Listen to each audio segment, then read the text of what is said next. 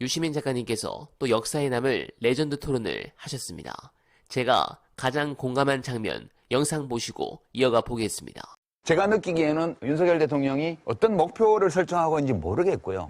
그다음에 지금 하고 있는 어떤 정치적 선택이나 행정적 선택을 할 때 그 대통령의 권한이라는 것은 결정권이에요. 판단하고 결정하는 권한인데 도대체 어떤 정보를 누구에게서 어떤 식으로 받아서 어떤 대안들 중에서 이걸 선택하는지 그 과정을 전혀 알 수가 없어요. 우리가 듣는 거는 때로 종종 경로했다는 뉴스, 단편적으로, 또는 1시간 회의를 하면 8분을 혼자 말한다는 이야기, 또는 그 방명록을 쓸 때 이렇게 선글라스에 비친 사진을 보니까 쪽지를 놓고 그 한 문장을 쓰는 3번을 보고 쓴단 말이에요.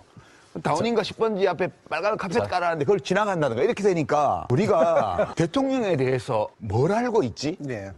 이렇게 지금 상황이 돼 있는 거예요. 네, 그렇습니다. 어제 한국 축구에 국민들이 실망한 이유도 그렇습니다. 역대 최고 라인업의 선수들을 두고 클린스만은 무슨 축구를 하는지도 모르겠고 전술도 없이 팀을 망쳤습니다. 이게 나라꼴이랑 오버랩 되니까 국민들이 더 경노하는 것입니다. 지금 윤석열의 국정수행도 표가 될 만한 짓만 하는 척하고 국가를 제대로 경영하겠다는 마인드가 없으니, 그리고 이권 다툼에만 온 힘을 다하니 하나씩 나라가 망가지는 꼴을 보는 겁니다. 관련해서 지금 나라 상황을 정확하게 분석하신 부분 보시고 이어가 보겠습니다.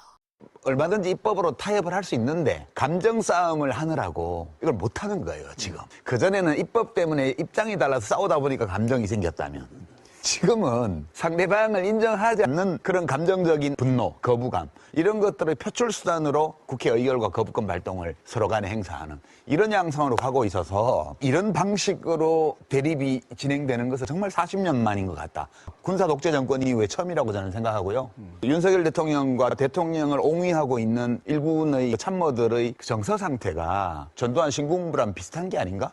저는 밖에서 이렇게 구경하는 입장에서 그런 것 같은데. 네, 120% 공감합니다. 완전히 나라가 망해가고 있는데, 그래서 이재명 대표께서는 정말 개인적으로 아쉬운 선택이긴 하지만 어떻게든 야권의 분열을 막기 위해 어려운 선택을 하시지 않았나 생각이 듭니다. 이렇게 힘든 상황에서 이번 총선과 관련해 유시민 작가님께서 생각하시는 우리 국민들의 국민적 고민, 현재 SNS와 커뮤니티의 큰 화제입니다. 관련한 훌륭한 분석 여러분들께 안내드리며 이만 인사드리겠습니다.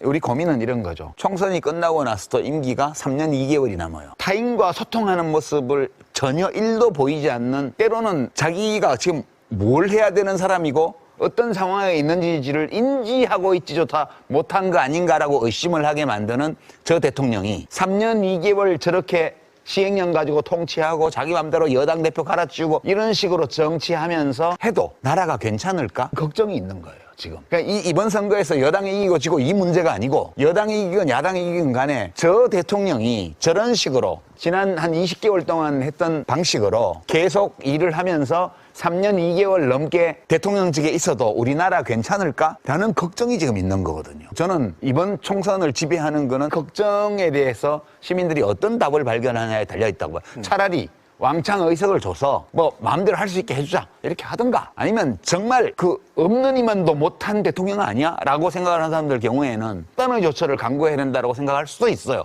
어떤 결과가 나올지는 알 수 없지만 저는 이 걱정 괜찮을까 우리나라? 흥미진진하게 이번 총선의 추이를 지켜보고 있습니다. 이재명은 합니다.